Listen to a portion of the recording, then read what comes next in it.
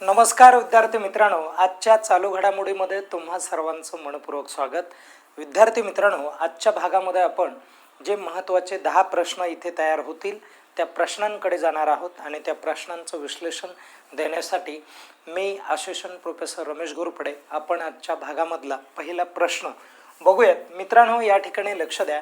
जगातील सर्वात मोठा पाण्याखालील तिरंगा अंदमान आणि निकोबार मधील कोणत्या बेटांवर फडकवण्यात आला, अशा प्रकारचा प्रश्न इथे आपण तयार केलेला आहे. लक्षात राहू द्या. तर त्याचं करेक्ट उत्तर काय आहे, तर स्वराज्य द्वीप असं त्याचं उत्तर आहे. लक्षात राहू द्या. तर हॅवलॉक आयलंड असं देखील आपण स्वराज्य द्वीपला म्हणतो, हे देखील तुम्हाला लक्षात राहिलं पाहिजे. आणि यामध्ये प्रामुख्याने काय केलेलं आहे, आपण समुद्राच्या तळाशी तिरंगा फडकला आणि अंदमानमध्ये भारताचा गिनीज वर्ल्ड रेकॉर्ड जो आहे हा इथे बघायला आपल्याला मिळाला, तिरंगा फडकण्याचा. ओके, हे पण लक्षात राहू द्या. पाण्याच्या अंतर्गत भागामध्ये हा जो प्रयोग आहे किंवा हे जे रेकॉर्ड आहे हे तयार केलेलं आपल्याला या ठिकाणी जगामध्ये बघायला मिळालं.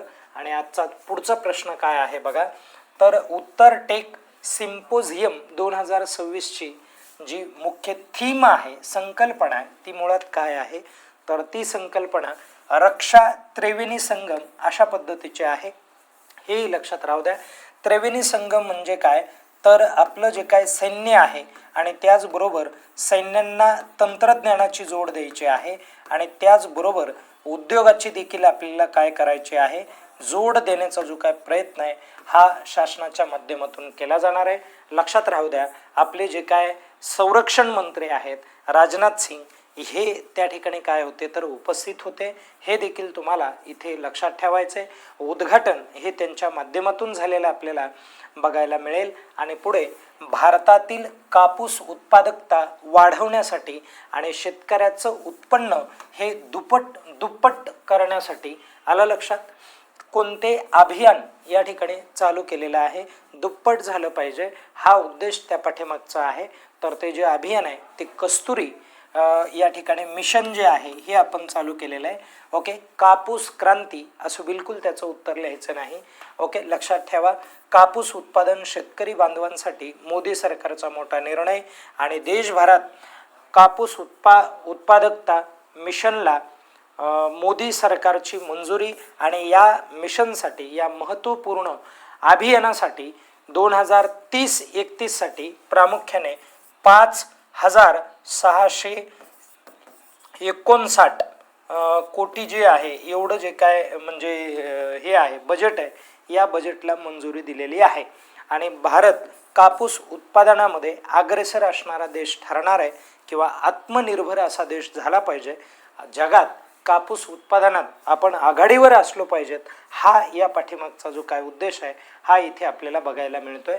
पण चांगल्या पद्धतीने त्या लोकांनी काम करायला पाहिजे, हेही तितकंच आहे. कारण योजना भरपूर येत असतात, पण त्याची जी अमेंडमेंट आहे ती चांगल्या पद्धतीने व्हायला पाहिजे.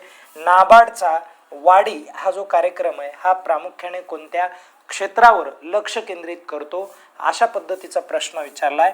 तर आदिवासी आणि त्याचबरोबर अल्पभूधारक शेतकरी जे आहेत यांच्या फळबाग लागवडीसाठी हा प्रयोग किंवा हा जो प्रयत्न आहे हा केलेला आपल्याला बघायला मिळतो, हेही लक्षात राहू द्या. पुढचं आपण बघूयात. बघा, 8व्या युरोपियन राजकीय समुदाय शिखर परिषदेत सहभागी होणारा युरोप बाहेरील पहिला देश कोणता ठरलेला आहे, तर पहिला देश जो आहे तो कॅनडा ठरलेला आहे. हे पण तुम्हाला लक्षात ठेवायचं आहे. हा युरोपाच्या बाहेरील म्हणजे युरोप खंडाच्या बाहेरच्या किंवा मग दुसऱ्या खंडामधला हा जो देश आहे हा इथे आपल्याला बघायला मिळतोय. आणि इथे या परिषदेमध्ये तो समाविष्ट झालेला आहे. आणि या व्यक्तीचं नाव काय आहे ते एवढं एकदा मला कमेंट करून सांगा. ओके, जे कॅनडाचे राष्ट्राध्यक्ष म्हणून कार्यरत आहेत ते त्यांचं नाव मला कमेंटमध्ये तुम्ही सांगणार आहात. ओके, तर हा प्रश्न आपण स्किप करूयात. ओके, फक्त हे वाचून घेऊयात. इथे तुम्हाला काय विचारलं जाणार आहे एवढं आपण बघूयात. हा प्रश्न डायरेक्ट स्किप करून टाका बरं का, हा प्रश्न तुम्हाला परीक्षेला विचारला जाणार नाही.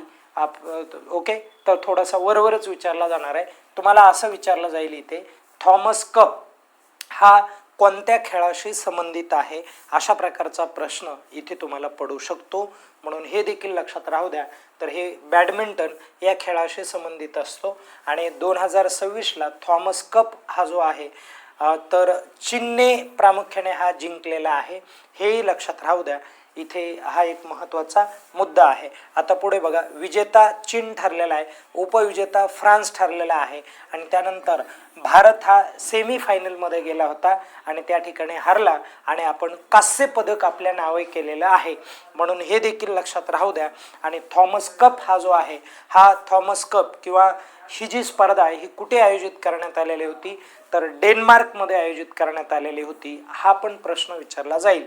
तर होर्सेस अशा पद्धतीचं ते शहर आहे आणि तिथे प्रामुख्याने इथे आयोजित केलेलं होतं, म्हणून अशा प्रकारचे प्रश्न हे प्रामुख्याने परीक्षेच्या दृष्टीने महत्त्वाचे असतात, म्हणून लक्षात राहू द्या, या गोष्टी गरजेच्या आहेत. आता पुढे बघा, उबेर कप 2026 महिला संघ स्पर्धा, या महिला संघाच्या किंवा गटासाठी असणारा हा कप आहे आणि विजेतेपद कोणत्या देशाने जिंकलं, अशा प्रकारचा प्रश्न हा परीक्षेमध्ये विचारला जाऊ शकतो. आणि याचं करेक्ट उत्तर काय आहे, तर दक्षिण कोरियाने जिंकलेला आहे. विजेता कोण ठरलाय, दक्षिण कोरिया, आणि उपविजेता चीनच महिलांमध्ये पण ठरलाय. बरं, हे पण लक्षात राहू द्या, चीन हा अग्रेसर असलेला देश या कपामध्ये आपल्याला बघायला मिळाला. आणि ही जी स्पर्धा आहे, ही स्पर्धा होर्सेस डेन्मार्क या ठिकाणी आयोजित केलेली आपल्याला बघायला मिळते, म्हणून हेही लक्षात राहू द्या. ओके, तर 18 देशांनी भाग घेतला होता. किती देशांनी भाग घेतला होता, 18 देशांनी भाग घेतला होता, हे पण लक्षात राहू द्या. हा जो कप आहे किंवा ही जी स्पर्धा आहे, ही प्रामुख्याने या स्पर्धेला सुरुवात झाली होती 1956ला आणि 1956 पासून ही स्पर्धा इथे कार्यरत आहे, लक्षात राहू द्या. आणि फायनल जी मॅच आहे ती कधी झाली होती, तर ही फायनल मॅच जी आहे ही प्रामुख्याने तुम्हाला एक 17 तारखेच्या दरम्यान बघायला मिळेल. आणि आता आपण थोडंसं पुढे जाऊयात. बघा, भारतातील पहिले मोती उत्पादन क्लस्टर कोणत्या राज्यात स्थापन करण्यात आले आहे, हे पण तुम्हाला म्हणजे लक्षात ठेवायचं आहे. तर इथे काय म्हटलं आहे, तर बघा, पहिले म्हटलं की महत्त्वाचं असतं परीक्षेच्या दृष्टीने. मोती उत्पादन क्लस्टर कोणत्या राज्यामध्ये स्थापन करण्यात आलंय, तर त्याचं करेक्ट उत्तर आहे झारखंड हे राज्य आहे, म्हणून हे पण लक्षात राहू द्या. आपण पुढचा भाग बघूयात. खालीलपैकी कोणत्या शहरात 22व्या राष्ट्रकुल टेनिस म्हणजे टेबल टेनिस चॅम्पियनशिप 2026चं उद्घाटन झालं आणि ते कुठल्या म्हणजे ह्याच्यात झालेलं आहे, कशामध्ये, तर देशामध्ये, हे तुम्हाला लक्षात ठेवायचं आहे. त्याचं कोणत्या शहरामध्ये, तर ते दिल्लीमध्ये झालेलं आहे, म्हणून हाही मुद्दा महत्त्वाचा ठरतो. आणि आता नंतरचा प्रश्न आपण बघूयात. आंतरराष्ट्रीय बिग कॅट अलायन्स अधिकृतपणे कोणाद्वारे लॉन्च करण्यात आलं, तर नरेंद्र मोदी यांच्या माध्यमातून हे सुरू करण्यात आलेलं दिसतं. अशा प्रकारचे प्रश्न हे आपल्याला परीक्षेमध्ये विचारले जातात, म्हणून तुम्हाला आपल्या चॅनलला सबस्क्राईब करून ठेवायचं आहे, लाईक करून ठेवा आणि हे लेक्चर जे आहे ते जास्तीत जास्त लोकांपर्यंत शेअर करण्याचा प्रयत्न करा. इथे थांबूयात आपण. धन्यवाद.